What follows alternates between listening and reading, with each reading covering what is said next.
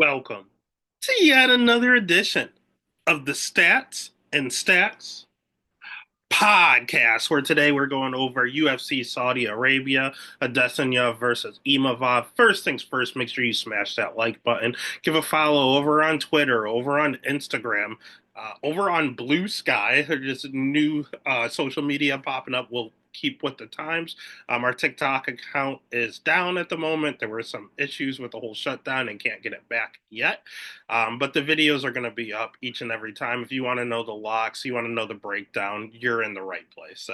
It is what it is. No review of last week's card because there was no card last week, but there is one card this week, and just be aware that it is at 9 a.m. Eastern Time. Make sure you set your alarms. Make sure you're making money. Make sure you're watching these fights. So don't forget also, we're over in Saudi Arabia.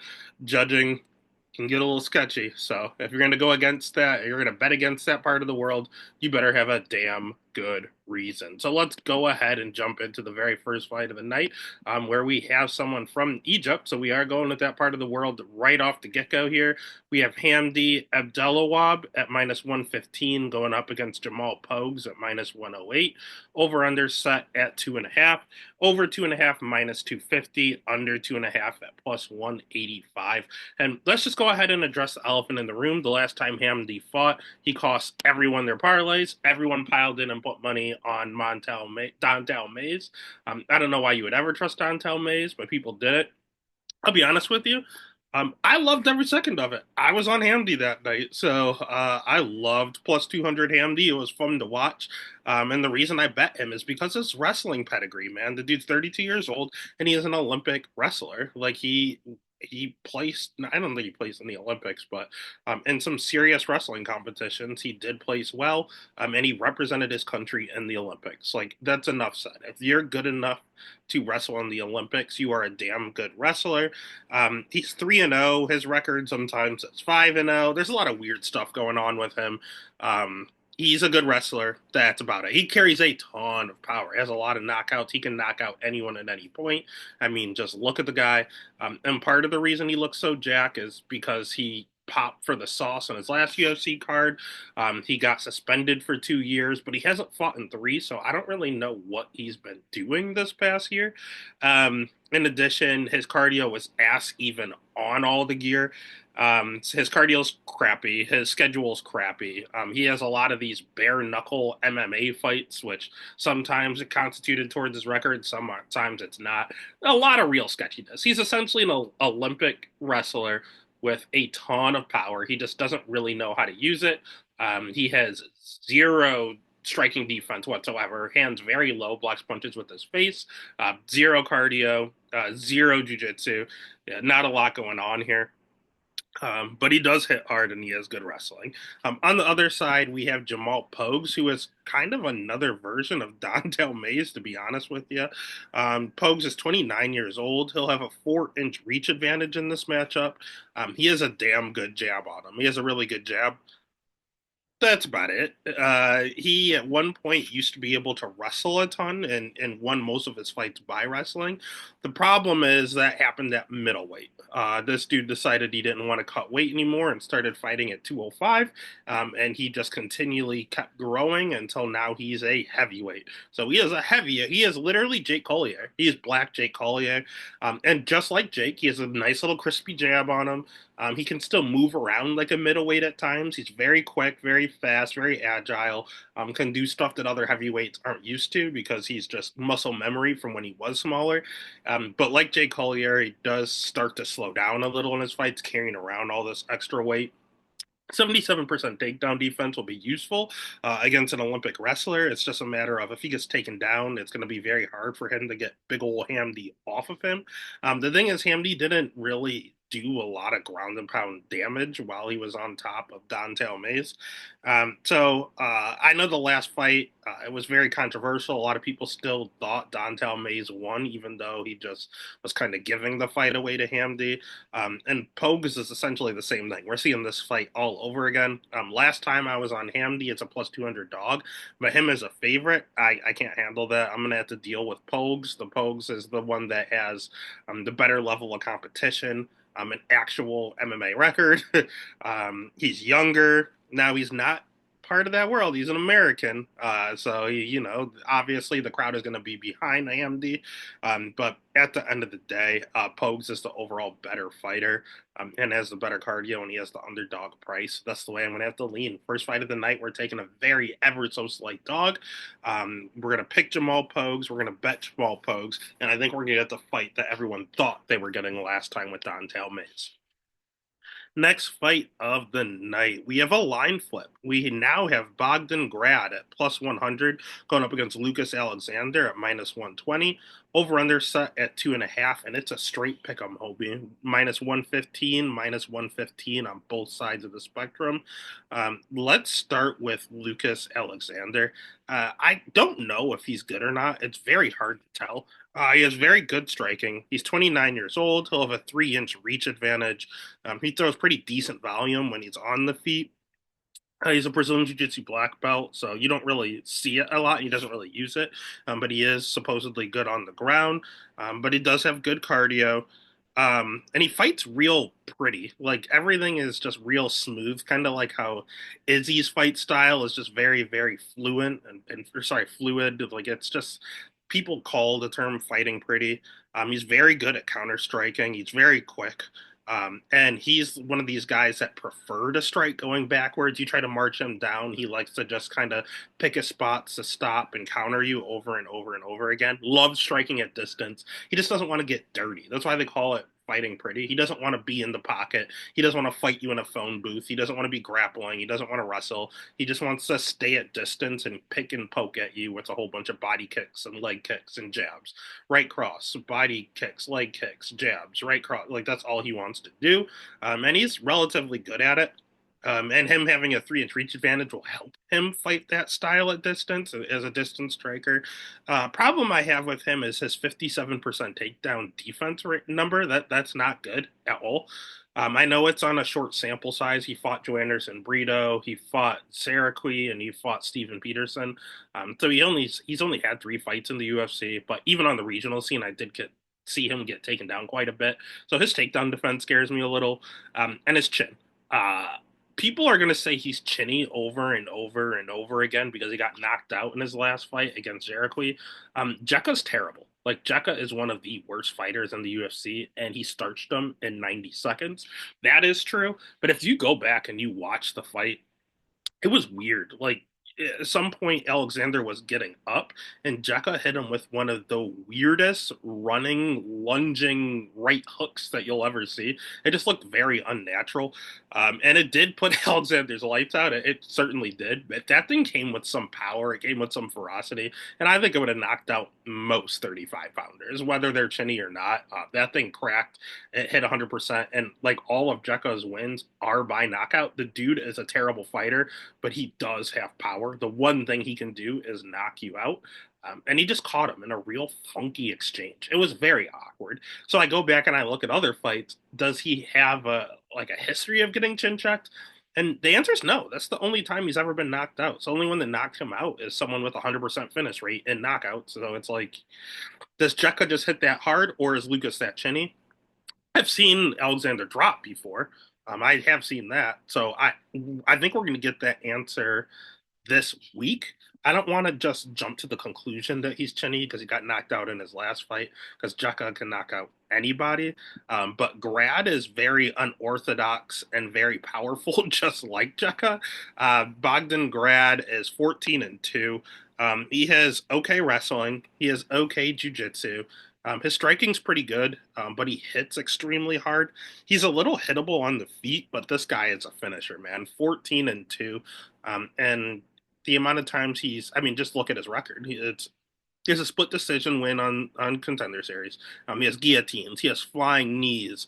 He has a decision here. He has a spinning heel kick, standing guillotine. He'll take you down and finish you with 2 ground and pound finishes. Like this guy will finish you any way he wants. Ground and pound, ground and pound. Kimura, he's submitting people. Like he's doing it all. He's an overall kind of generalist, but he's very, very, very aggressive. A lot of round 1 finishes. He starts fast. His cardio He can go 15 minute, but he definitely slows down with the way he fights. Again, he throws a lot of heat. He will shoot a lot of takedowns. He has a lot of volume, but he himself is extremely hittable. He does not keep his hands up at all. Does not believe in striking defense. So this real aggressive pressure forward fighter is the exact type of guy that Lucas Alexander wants to fight. He wants to backpedal and strike at a distance, but Grad wants to just push the pressure, push the pace, and break you. So is Lucas Alexander going to break and get KO'd again? Or is Lucas Alexander going to be able to just keep backpedaling, keep him at bay, and then eventually even possibly find the finish himself or just outpoint him and make it look really, really good? I'm not too sure. Um, and at one point, I was thinking, well, if he really wants to win this, Joe Anderson Brito, again, 57% takedown defense, can you just take down Alexander? Because you don't know what Grad's going to do. Bogdan can win a multitude of ways. Again, his record shows he can knock you out, he can submit you, he can take you down and win a decision. It's really a matter of what he wants to do that day. But this fight is in front of a crowd, and it's Grad's UFC debut. I think he's going to go out there and just throw caution to the wind and try to put his lights out, especially seeing Alexander get knocked out with a lunging hook in his last fight.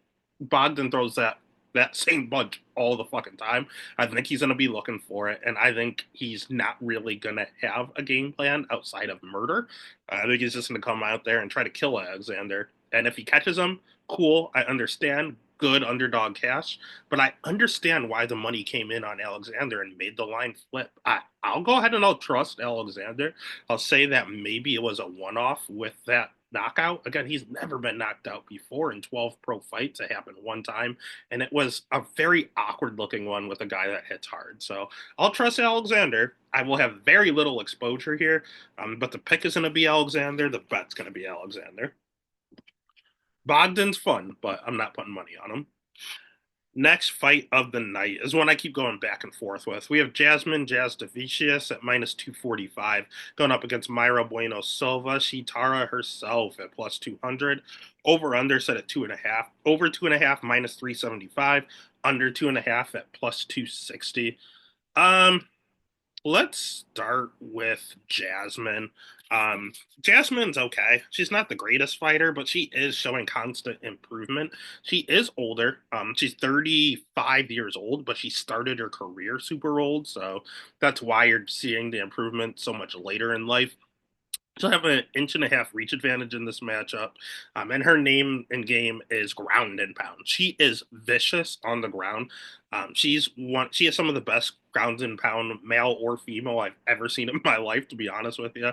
Her wrestling's not that good. It's okay. She has very good timing on her doubles, but her upper body, like trips and body locks, she's not that great at.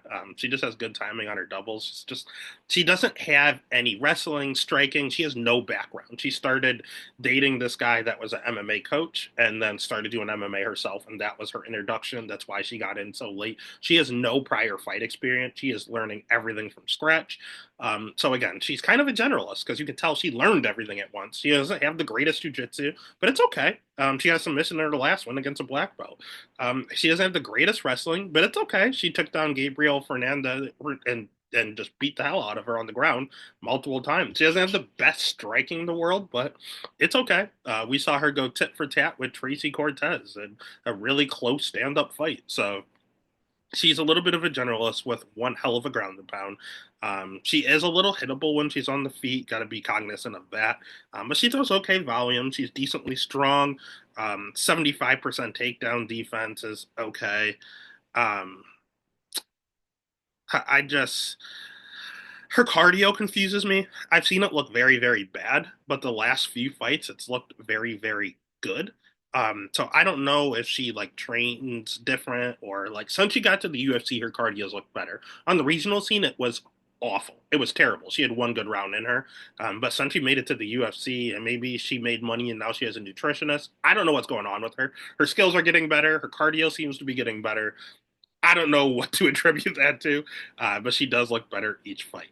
The one little quarrel I have with Jasmine is that I mean, her best win is probably Fatima Klein. Lipsky's a pretty decent win. But her level of competition's kind of weird. You started all the way back at Contender Series. She fought Julia Palostri, who's now in the UFC. Julia's not bad. Julia's okay. But Julia now fights at 115, and she was 21 years old when she beat her on the Contender Series. Kay Hansen, she's not bad, but she hasn't won a fight. She never won. She won her debut in the UFC and then didn't win any other fights. And she also dropped down to 115 and is no longer with the promotion. Her win against Gabrielle Fernandez, that's a good win. I do like that. But Gabriella, she was supposed to fight Courtney Casey, and then Gabriella filled in on short notice. So although she's an actual 25 pounder, she didn't have a whole training camp, so there's a little asterisk. So now we have three asterisks. She has three UFC fights, and then she has her loss to Natalia Silva. So she has three UFC wins, and they all have an asterisk next to her. Now she beat Miranda Maverick. There's nothing I can say about that. She just bullied her. She was bigger. She was stronger. She did everything she was supposed to do against Miranda Maverick. That's a good win. Priscilla Cachoeira, that's another 125 pounder. We just know she has the worst takedown defense in jiu-jitsu known to man, but that's not Jazz's fault. Fatima Klein is another 115 pounder. So now we're looking at four wins against someone in a weight class below her. She's a little bit of a size bully, and it's not her fault per se, but she is beating up on these smaller girls. It's very interesting. And then Ariana Lipsky, she just went ahead and she took out. She lost round one, and then came out there and got the ground and pound going until she got the finish in round three. So nothing against her there. She did everything she was supposed to. It's just, you know, majority of her wins in the UFC are against 115 pounders and the girl that took it on a week's notice. So just be weary of what's going on with Jasmine. On the other side, we have Bueno Silva, who's the opposite. She is not going to drop down to 115. In fact, she spent a lot of time up at 135. She did actually fight for the title at 135 just two fights ago.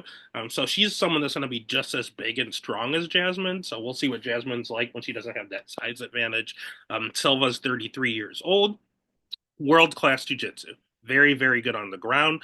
And it's funny because she does have a knee bar against Lena Landsberg. All the rest of her submissions are this ninja choke and armbar. She loves those two submissions, and she is damn good at both of them. But she's really good on the ground. Her striking is good. Really, really good inside the clinch. She does a lot of great work with knees and elbows, just plum ties, like she Muay Thai plums. She just does a lot of good work in the clinch. She's an okay distance striker, but she's very, very good in tight quarters. She herself is a little hittable, and her cardio has looked good and bad at times as well. It's very confusing. She flat gassed, just hit E in her title fight with Rocky Pennington, but she looked fine in other fights, so I don't really know what to do with her cardio. She has 66% takedown defense. Now, that number is not good, especially going against someone like Jasmine, who's going to want to get this down to the ground.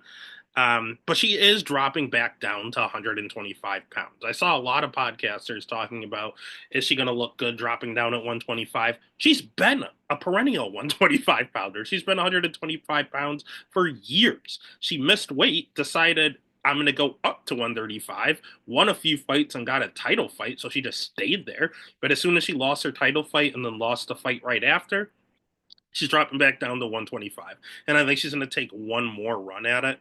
I think she knows she's not going to beat Kayla Harrison. I think she knows she'd have to start from stretch at one or scratch at 135.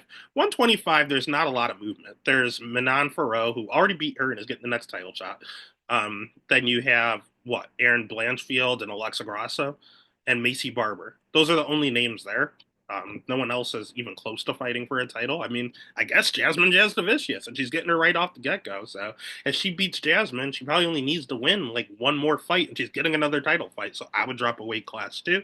And she has four career losses, but the Macy Chase on fight was very close. In fact, some people were saying she was winning it. And then she got cut, and the doctor stepped in to stop the fight. So Macy Chiasson is a good fighter, and she didn't technically lose. It was a doctor stoppage with the cut. Nothing you can do. She lost the title fight to Rocky Pennington. It is what it is. Manan Farrow is undefeated and about, or not undefeated.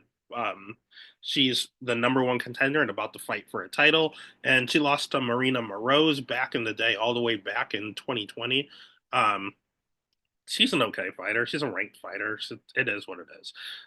So yeah, she has four losses, but they're all against girls in the UFC that are all ranked. So I like Bueno Silva. She's got a good level of competition, and we kind of saw this fight last time. The Queen of Violence with frickin' Ariana Lipsky is very similar to Silva.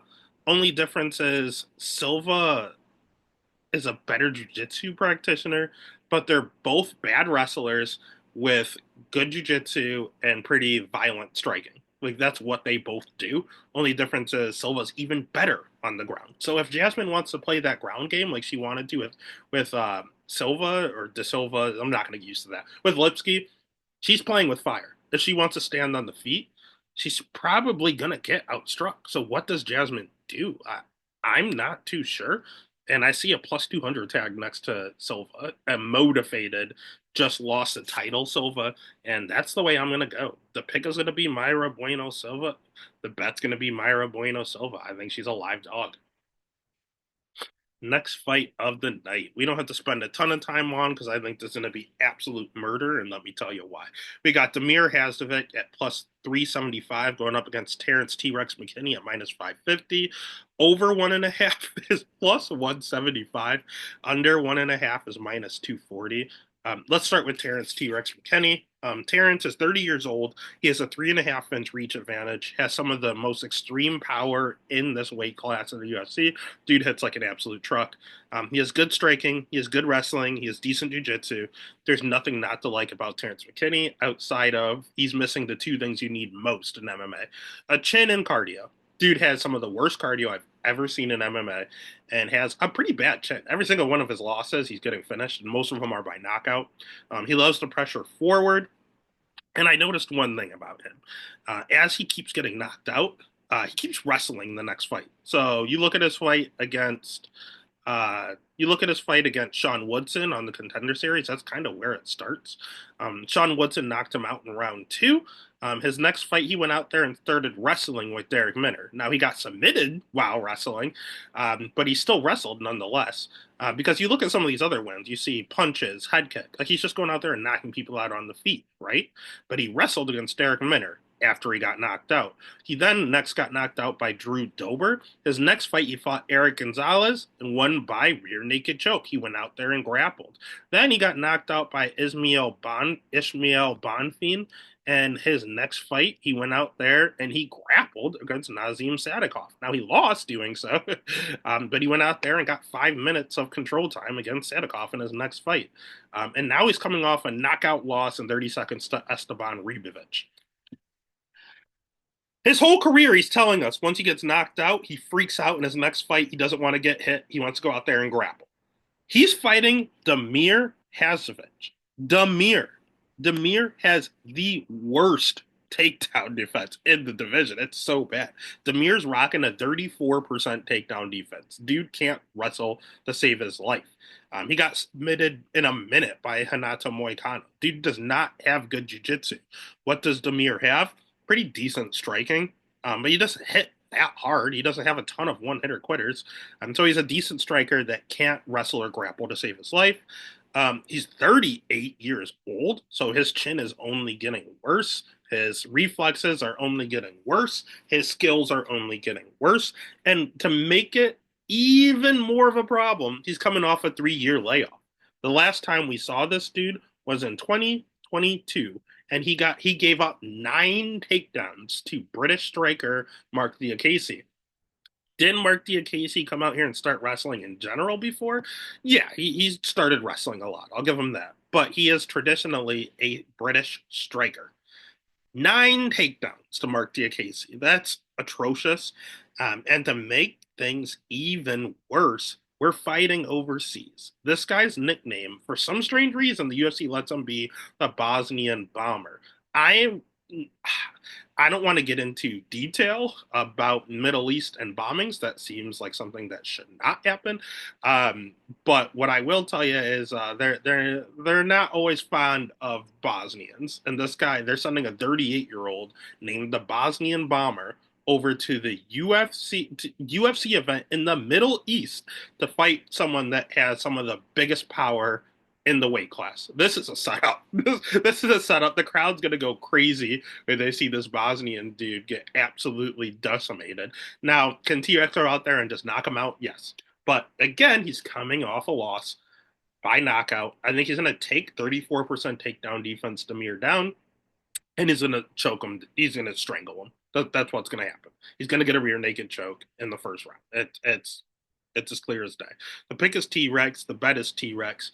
If you want to bet the under to save yourself some value, you can. If you want to even bet T Rex by sub, the line is awful, but you can. It's just up to you. That's what's going to happen. The book is written. Next fight of the night, we have another crowd favorite in Shamil Gaziev at minus 380 going up against American Thomas Peterson at plus 280. Over under set at 1.5. Over 1.5 is minus 155. Over 1.5 minus 155. Under 1.5 at plus 120. Let's just start with the crowd favorite in Shamil. He's 34 years old. He has a 4.5 inch reach advantage in this matchup. He has okay striking. He does carry a ton of power, and he does pressure you like crazy. He doesn't take backward steps. He's always going forward. Um, his wrestling's okay, and his jujitsu's okay. The thing is, although he's a big, scary looking dude with an EV at the end of his name, he's from Bahrain and has a background in volleyball. He's not one of these guys from Dagestan that have been wrestling in the been wrestling bears in the mountains. That's not Gazia. Now, was he discovered by Habib's dad? He certainly was. But all he said was, "You're huge, you're athletic, you should be a fighter." That's it. He didn't grow up wrestling. That's not what he did. So he's only okay at it. He is not your normal EV. And in regards to his striking, he kind of depends on his just overall athletic prowess. Yes, he hits hard. But the problem with him is if you hit him back, he's kind of chinny. I've seen him chin checked and dropped multiple times on the regional scene, and his one loss in the UFC is by knockout to Rosenstruck. He also doesn't throw a lot. Just because he pressures forward and tries to hit you hard doesn't mean he's doing it a lot. He's very low volume. He has a bad chin and he's a bad gas tank. The dude just can't. If you make him wrestle, the dude will flatline early. We saw it in his last fight against Dontel Mays. Yes, he won the fight. Yes, I locked him, and good lord, he scared the shit out of me with the amount of money I had on him. I thought he can go at least 3 rounds. I know he gassed out in the fourth round in his last fight, but that was a main event. That was 5 rounds. He can wrestle for three. Fuck no, never again. That dude was on E in the second round, and just Dontel Mays luckily gassed out too, and he just fell on top. Luckily, Dontel has the worst takedown defense. It's worse than Demir, so we kind of looked into that one, but I'm not playing that game again. He has very bad optics when he gets hit. He does not like getting hit, and part of that is his lights can go out. I've seen him drop a ton of time, and no matter what, he keeps his hands low and his chin high. He's inviting. A counter striker is his worst nightmare. Like fighting Rosenstruck. Who the fuck set that up? I won so much money betting Rosenstruck that night. Uh, he is okay everywhere, but he has bad cardio and he has a bad chin. He just wants to get away with being physically athletic and bigger than you. On the flip side, we have Thomas Peterson. He's 29 years old, and he's a wrestler, man. He was a junior college national champion. Uh, that's good. I mean, it's not D1 or anything, but those guys can go out there and wrestle D1. So he's a D1 caliber wrestler, not Olympics or anything like that, but American college wrestling, that's very, very good. He has 100% takedown defense to support that narrative. He is very vicious ground and pound, Jasmine Jasdavicius style. He himself likes to pressure forward. He hits decently hard. He doesn't hit as hard as Shamil, but he can crack. He throws pretty decent volume. His striking's not great, but he'll throw stuff out there. His wrestling's pretty good. And his jujitsu, it's okay. I would say jujitsu overall is a wash. Wrestling overall is either Peterson or a wash. Striking, Peterson's shown a lot of improvement. Initially, he had bad striking and a bad gas tank. All he could do was take you down and ground and pound. But it's gotten better. We saw it in his last fight against Muhammad Usman. He has a nice little jab on him. He doesn't throw a lot of like heat. He throws no kicks whatsoever. Mainly just uses his hands. But he is, he'll throw an occasional hook out there, but a pretty crispy jab. Good top control when he gets you down, though. He's he's kind of like a Grant Dawson wet blanket. Like he gets you down, you don't get up. But on the feet, he's extremely hittable. Although he's throwing stuff out there, he's easy to get hit as well. So these two big boys are going to crack each other. These two heavyweight wrestlers are probably going to go out there and throw hands, especially Shamil being at home in the Middle East. He's probably going to feel invincible.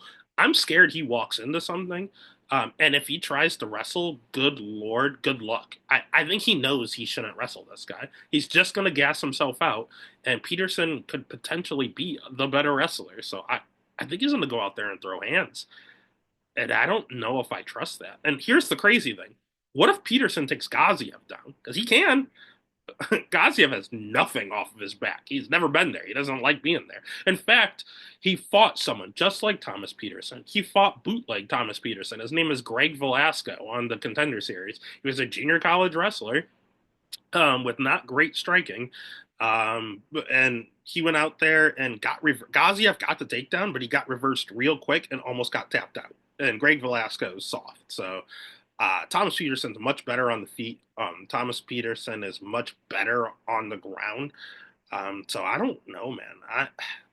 I think these lines are way off. You should never trust Gaziev at minus 380. Now I know we're in the Middle East, so there could be a little bit of just tomfoolery going on with the judging. But plus 280 on two wrestlers fighting and plus 280 on the better wrestler possibly. Ugh, I can't resist. The pick is going to be Thomas Peterson and Gaziev. If he gasses out and quits, I could see Peterson getting the takedown and getting the ground and pound finish. So if you really want to get crazy, Peterson KOs plus 750. And I took a little peek at the round 2 and round 3 KO. That's plus 2,300 and plus it's 30 to 1. I might take a little stab on a Peterson KO, a late round KO. It sounds crazy, but the value's there. Or you can just bet him straight up at plus 280. I think that's the better bet. Pick is Peterson, bet is Peterson. Next fight of the night is another one where I'm going to get a little greasy. We have Khan Offley at plus 250 going up against Muhammad Naimov at minus 320. Over under set at 2.5. Over 2.5 minus 190, under 2.5 at plus 145. Let's start with my hatred of Muhammad Naimov. I don't hate the guy. Actually, he's won me a lot of money, both betting and fading him. He's 30 years old. He'll have a 4-inch reach advantage in this matchup, and he'll have the crowd fully behind him. All that is great. The only reason I said I hate this guy is because he cheats, man. He is a cheater. He low blows you. He pokes you in the eye. He holds on to the cage. Every single fight, he has multiple fouls, and it's just annoying when you're betting against him and he's just poking the guy you put money on in the eye repeatedly, or just kicking him in the nuts every 2 minutes. Like it's insane. Like the dude is, whether it's intentional or not, it's kind of like a Cameron Simon ordeal, and I don't like Cameron Simon, but he's always cheating. Like I don't know what to do. I don't know what's going on with this guy. He's an okay striker. He does carry pretty good power on him. His jiu-jitsu is all right, but it's not great. He has 57% takedown defense. He's Tajikistan. You'd think he would be an absolute, he looks like an absolute unit of a wrestler. He's not. 57% takedown defense. His cardio, not great. Definitely slows down in all of his fights. And he's another one kind of like Jasmine Jasdavicius, where he keeps fighting people lower than him, weight-wise. He fought Felipe Lima in his last fight. Felipe Lima is a 135-pound fighter. He fought Eric Silva, and his leg broke in 40 seconds. Nothing happens there. He fought Nathaniel Wood. Nathaniel Wood is a 135-pound fighter. So, yeah, he technically is 3-1 in the UFC, but he's fought half of his fights. Half of his fights are against bantamweights. So, and the other fight he won against Eric Silva, the guy's leg just snapped in half. He didn't do anything. And then his win was on short notice against Jamie Malarkey, up a weight class. I like that. I had money on him. Actually, I had money on Naimov plus, I won't forget, plus 800 by knockout. But that was more of a fade on Jamie Malarkey. Why? Because Jamie has one of the worst chins I've ever seen in my life. Jamie Malarkey, Shannon Ross, yeah, they're bad. Like you tap them. I think my 5-year-old son could knock out Jamie Malarkey. Like it's not good. So I bet Naimov by knockout just because, and sure enough, he came through as a plus 800 dog. But outside of that, he was getting killed by Jamie Malarkey, and he just caught him in round two. He was getting killed by Nathaniel Wood, but he started cheating and ultimately won a decision somehow. I thought Wood still won.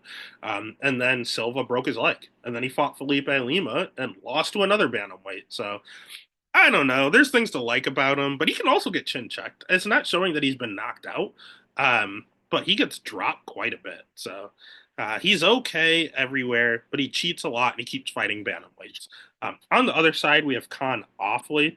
Khan Offley is 31 years old. He has really good jiu-jitsu. He doesn't have great wrestling to back it up. It's okay wrestling.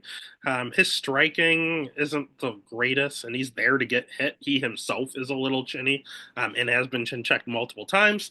His cardio, he slows down, but he keeps fighting through it. He's one of these guys that fight while gassed, but he is way too hittable, in my opinion, when he's on the feet. And he gets cracked a lot. You can counter him a ton. He's there when he swings. They call it taking a picture, and he's just there, still admiring the work he just did, and gets clipped with hooks and counters all the fucking time. Like the dude, and that's why he keeps getting chin checked because he's just sitting there with his chin straight up in the air, asking you to hit him, and then you drop his ass. So like, I like Khan awfully, but he's mainly a grappler. If he gets you down to the ground, that's what he wants to do, and be on top of you and try to get a submission. Most of his wins are by submission, in all honesty. Even on the Ultimate Fighter, his wins were by decision and by 30-second submission with that guillotine. I forgot about that. Yeah, man. Your naked chokes, decisions. He doesn't hit that hard. I've seen him drop a few people, but he doesn't crack a lot. So I don't think he's going to drop Naimov. But I think he can tap Naimov. Naimov is not that great on the ground. He's all right, but we just saw him get rear naked choked in his last fight. And Offley has quite a few round three submissions and a bunch of decisions. And most of his wins, when you really look at it, his last loss, Naimov, was a third round rear naked choke. Last few wins, professionally, not in the Ultimate Fighter, we had a guillotine, but we had a rear naked choke. We had a rear naked choke. We had some decisions, rear naked choke, bulldog choke. God bless. Yeah, he has a ton of rear naked chokes on his resume. So, could history repeat itself? Absolutely. And it's always later, late round two, early round three, rear naked chokes. He gasses you out, and then he tries to choke you out. And that's exactly how Naimov lost his last fight. And we're staring at Naimov at minus 320 and Khan at plus 250. Don't get me wrong. I think Naimov could go out there and knock him out in 30 seconds. Very well could happen. It happened in his the Ultimate Fighter finale. Khan got knocked out in round two early. Granted, it was Myron Santos, and I think that guy is an absolute killer. I think he's very, very good. But at the same breath, I've seen Khan dropped a lot of times in round one. Like, Naimov could go out there and knock him out in round one. Or if this thing hits round two, I think Khan's going to wear on him, and Naimov can get some gas out and submitted in round two or three. So what I'm really looking at here is the dog or the under. Why is the under plus money? Under 2.5 being plus 145 is definitely a way to go. And if you really want to just try to break the bank and make Vegas pay, Offley by sub is plus 1,000. Offley round two sub is 25 to 1. Offley by sub round three is 33 to 1. These numbers compared to what keeps happening in both of their fights don't add up, and it has money written all over it. But the safest bet's probably just the under 2.5, just in case Offley gets starched right away. So the pick is gonna be Offley, but the bet is gonna be the under 2.5, and I'm gonna take sprinkles at his round two, round three sub for Offley. All right, next fight of the night is kind of Twitter civil war. We have Mike Beast Boy Davis at minus 140 going against Faraz Ziam at plus 120. Over under set at 2.5. over 2.5 minus 220, under 2.5 at plus 160. Let's start with Mike Davis. I think he's good. I think he is a top, sounds crazy. I think he's a top 10 lightweight in the world. Um, he has very good striking. He has okay cardio. He has really good jujitsu. He has really good wrestling. He throws a ton of volume. He only has two losses, but they are to Sadiq Yusuf, who was okay, and Gilbert Burns on short notice. And I think Gilbert Burns is okay, especially in 2019. He has decent power on. He has some knockouts. Everything about him is good and is a really, really good fight IQ. That's the best part of his game. When you go out there and you watch his fights, we saw Thomas Gifford right before Thomas Gifford fought a Beast Boy. Gifford got outstruck by Roosevelt Roberts, so he went out there and he struck with Thomas Gifford. Right before he fought Mason Jones is undefeated. Right before he fought Slavaclaus and Borishev, Borishev got taken down repeatedly by Mark Diakase. So what did Beast Boy do?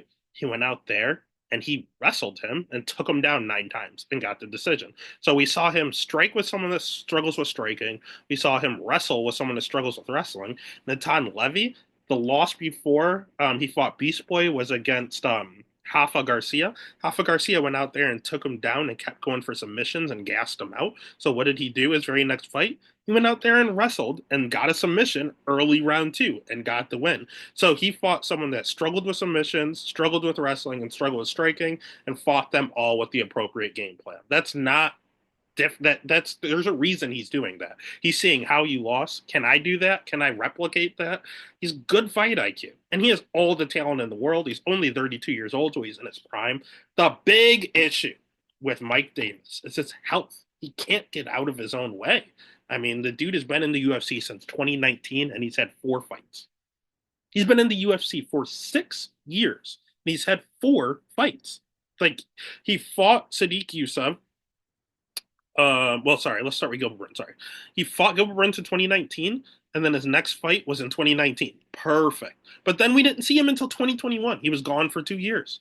Then, after he beat Mason Jones, who's a really good fighter, by the way, the next time he fought Slavaclaus was in 2022. So he took a whole year and a half off, almost 2 years. It was October, January of 21 to October of 22. So damn near 2 years. He fought Slavaclaus. And then from October 22 all the way to March of 24.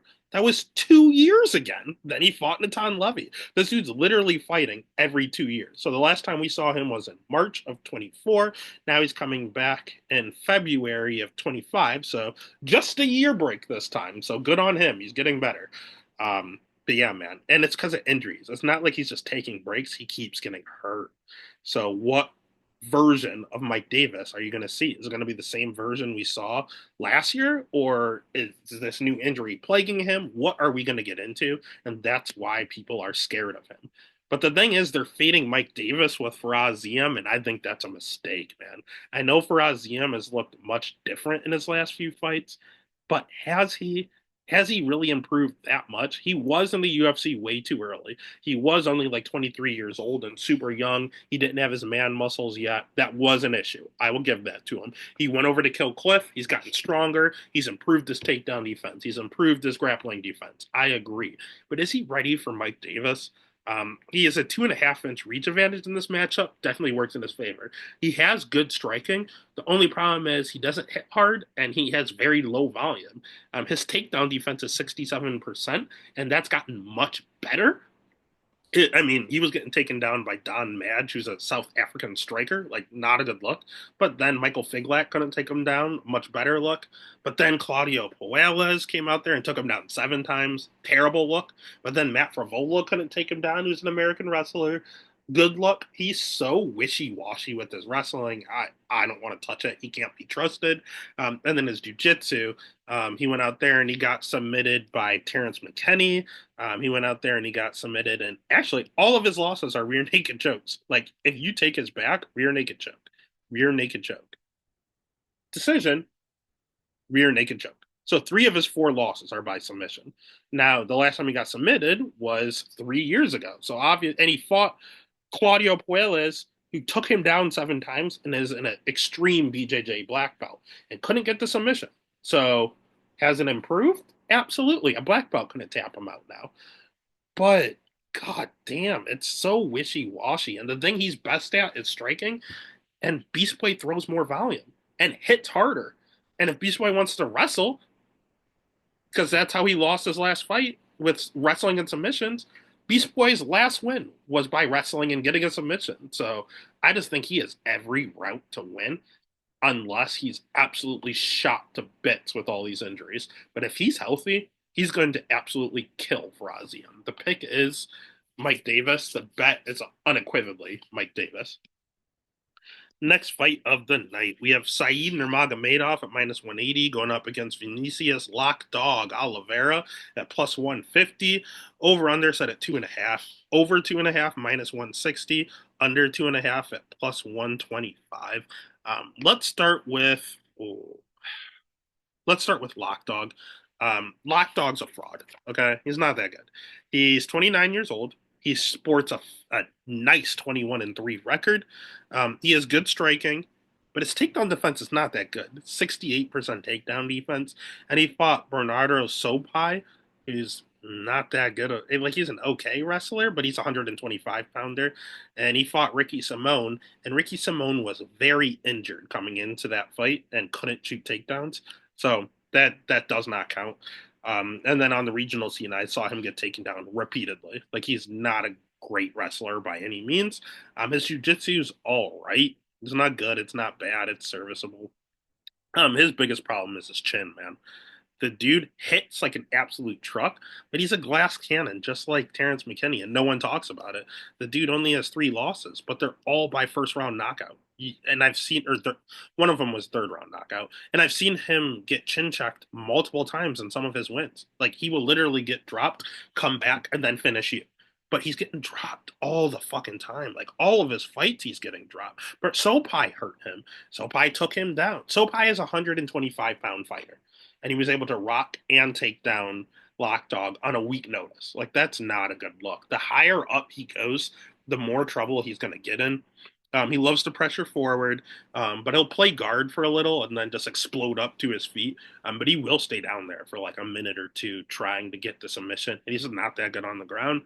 Um, he slows down in a lot of his fights, and he's extremely cocky. Like he drives the judges and the commentators crazy with all of his dancing and his antics and his shit talking in the middle of the fight. He does attack the leg a lot, and that's really pivotal going against Said Nurmagomedov. So that's good.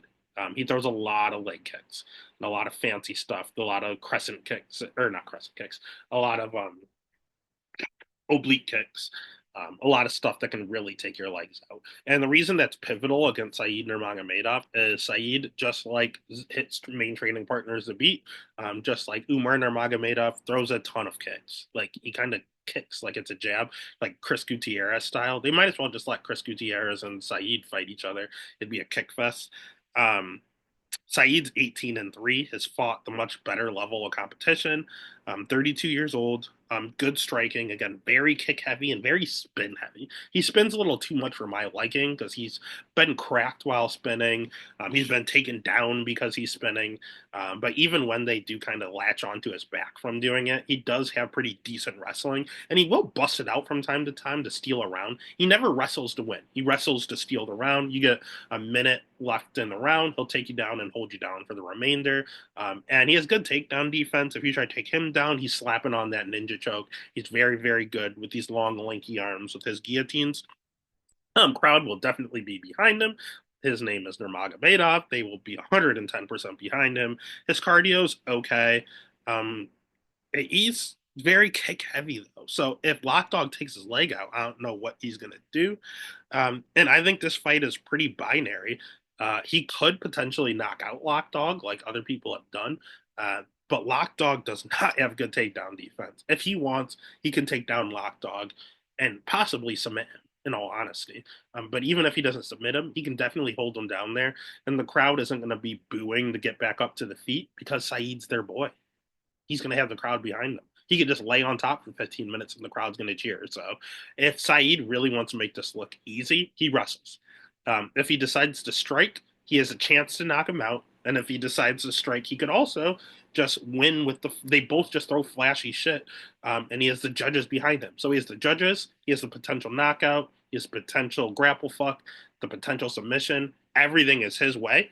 Lock Dog can knock anyone out at any point in time. Let's not get it twisted. He can take Saeed's leg out and then just blast him. He can just hit him randomly with a flying knee. He can take out anyone at any point, but he can get got too at a lot higher level than Saeed. So the pick is going to be Saeed Nurmagomedov.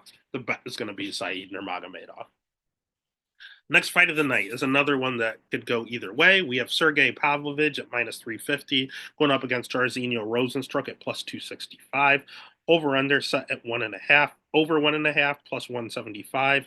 Under 1.5 at minus 240. Let's start with Sergey Pavlovich.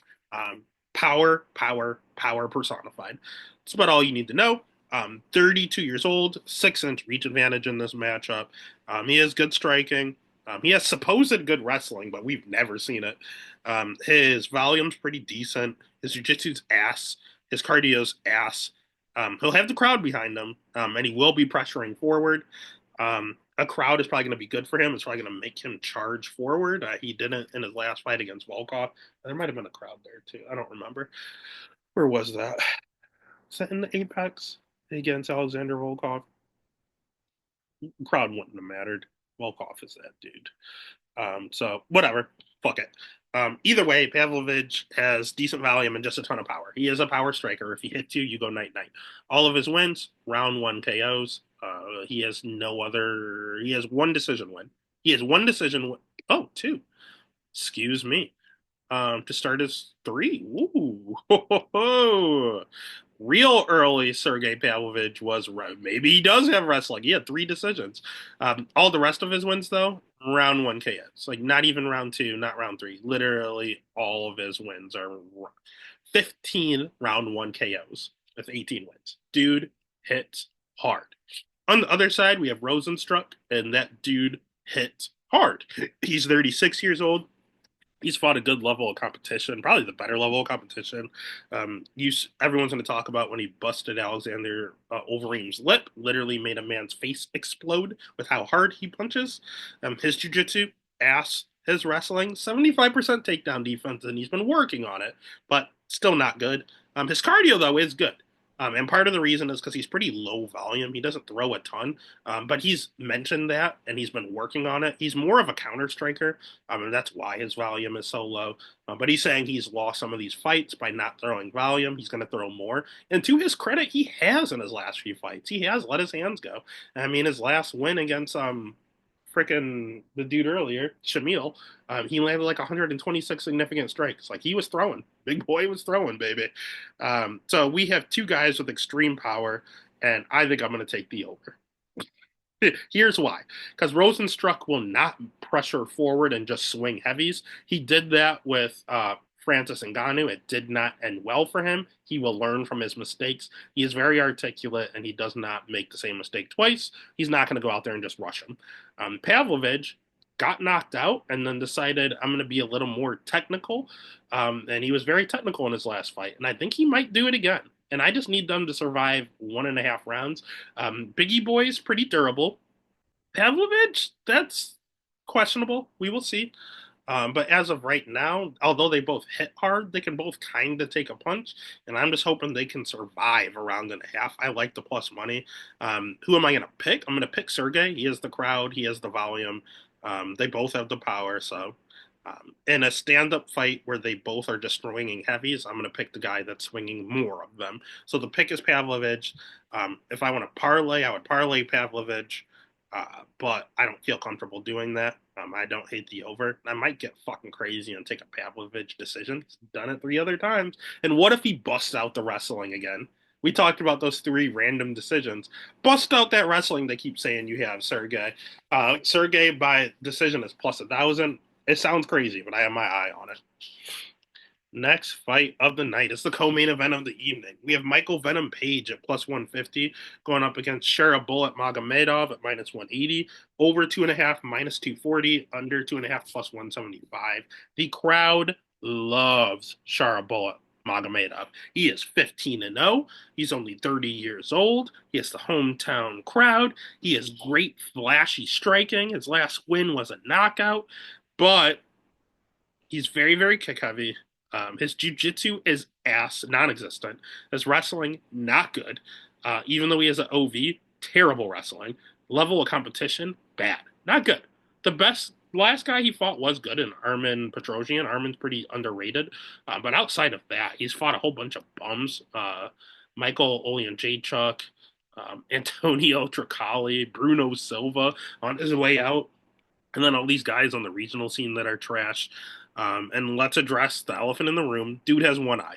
Like, he's not fighting anywhere but the Middle East. The U.S. will not permit him to fight in America because the dude is at an extreme disadvantage. He's trying to Michael Bisping his way through the UFC rankings, and it ain't going to work. The dude has one eye. You can only see so much, so many shots he's eating because he has one eye. If you want to bet the guy that spins a lot with one eye, have at it. When he's fighting people like Michael Oleanjachuk, I was with you. I bet him. When he was fighting people like Bruno Silva, I was with you. I bet him. When he's fighting Michael Venom fucking Page, fuck no. Michael Page is 37 years old, but he is still spry as ever. He has a 6-inch reach advantage in this matchup, which is crazy because he's moving up to middleweight. The dude has always fought at 170 and been the bigger guy. He's still the bigger guy at plus 185. His jiu-jitsu is not great. His wrestling's awful. His cardio is good though. Just like Shara. Shara has good cardio too. I'll give that to him.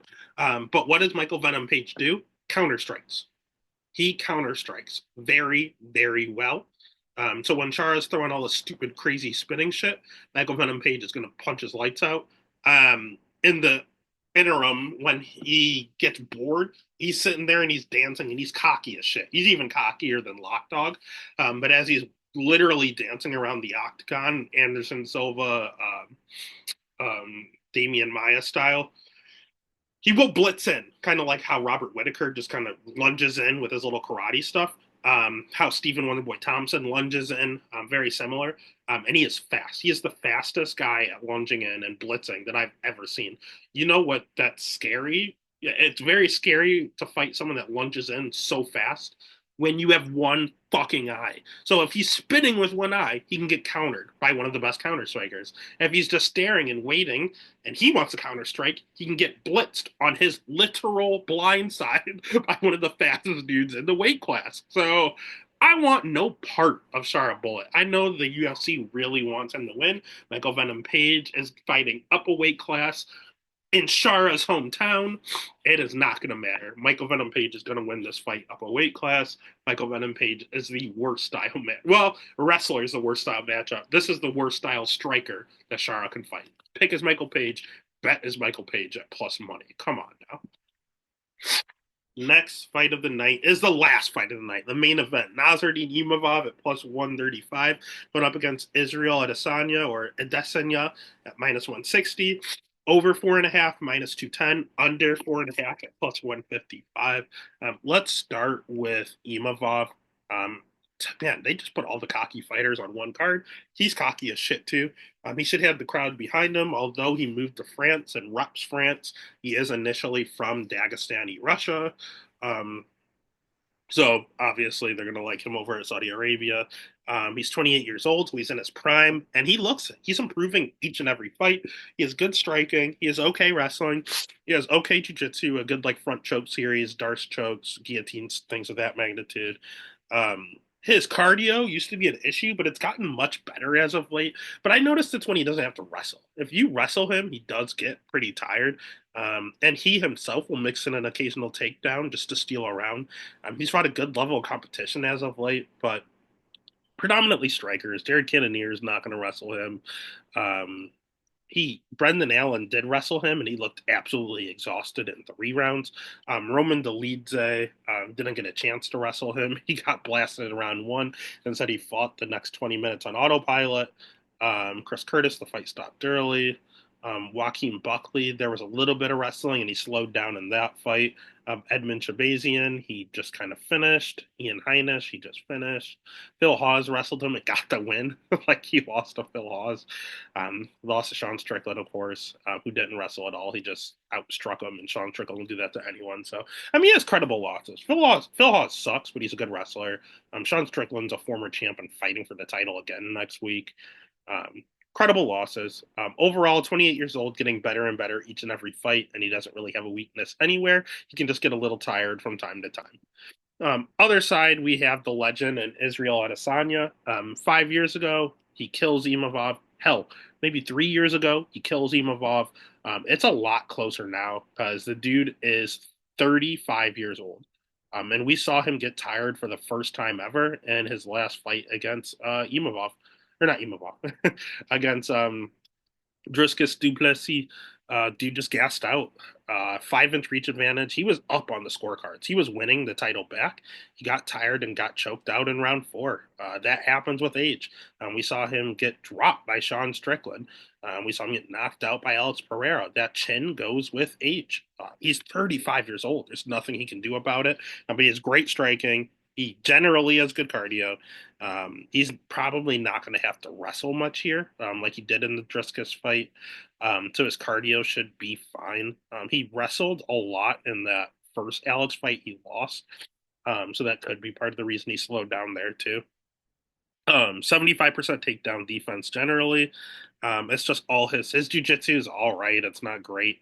You just see his skills declining. And again, there's nothing he can do about that. He's 35 years old. He's never gonna be what he was. He's never gonna be prime Adesanya in like 2018. We are into 2025. But does he have enough left to beat Imavov? Yeah, I'd say the answer is yes. And I think he still has that little stardom to where Imavov might get a little star-stricken fighting someone like Israel Adesanya. If Imavov wants to mix in the wrestling and think that's the route to win, he's going to gas himself out. Like, yeah, he'll probably gas out Izzy too, but he's going to gas himself out doing that. And if he just purely strikes with Izzy, I'll give the advantage to Adesanya as well. So the pick is Adesanya. The bet would be Adesanya. I'll probably, again, at 160, that's a good line. I'll probably put him in every single parlay like I always do. I'm going to put Adesanya in every single parlay. Every single bet I make just needs to have Adesanya with it to boost it. Uh, excuse me. And then I'm going to hedge. I'm going to hedge like crazy with Imavov if those bets are still ongoing. And that's the way to guarantee yourself more money. Bet Adesanya, parlay Adesanya everywhere. It's the last fight of the night. And then take that plus 135 as a hedge. Guarantee yourself some money. And that's UFC Saudi Arabia, Adesanya versus Imavov. It's going to be a good card. It's a sneaky, fun card. Not a lot of name value, but a lot of fun fights. And it's on at 9 a.m. in the fucking morning.